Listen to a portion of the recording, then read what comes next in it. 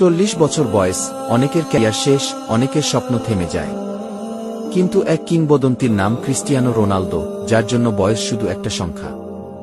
যিনি বারবার প্রমাণ করেছেন পরিশ্রম, আত্মবিশ্বাস আর প্যাশন থাকলে অসম্ভব বলে কিছুই নেই।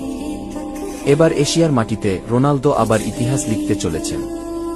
29 এপ্রিল, আল হিলাল বনাম আল আহলি। 30 এপ্রিল, আল নাসর বনাম কাওয়াসাকি ফ্রন্টালে চ্যাম্পিয়ন্স লিগের সেমিফাইনাল যুদ্ধ।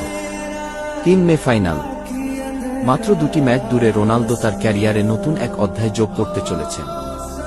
এশিয়ান চ্যাম্পিয়ন্স লিগের প্রথম শিরোপা। রোনালদো শুধু নিজের জন্য নয়, পুরো আল নাসর ক্লাবের জন্যও লড়ছেন। এমন একটা ক্লাব যারা তাদের ইতিহাসে আজও এই শিরোপা ছুঁতে পারেনি। আর আজ তাদের স্বপ্নের সঙ্গী হয়েছেন সেই মানুষটা, যিনি জীবনে বারবার অসম্ভবকে সম্ভব করেছেন, হেরে গিয়েও মাথা উঁচু করে ফিরেছেন। রোনালদো এখন লড়ছেন 2 যুদ্ধ একসাথে, এশিয়ান চ্যাম্পিয়ন্স লিগ ট্রফি, আর নিজেও রয়েছেন টপ স্কোরারের দৌড়ে। পুরো বিশ্ব অপেক্ষা করছে রোনালদো কি পারবেন আবার একবার নিজেকে প্রমাণ করতে, আবার একবার বিশ্বের সামনে দাঁড়াতে, এই মেসেজ দিতে, আমি এখনো শেষ হইনি, আমি এখনো স্বপ্ন দেখি।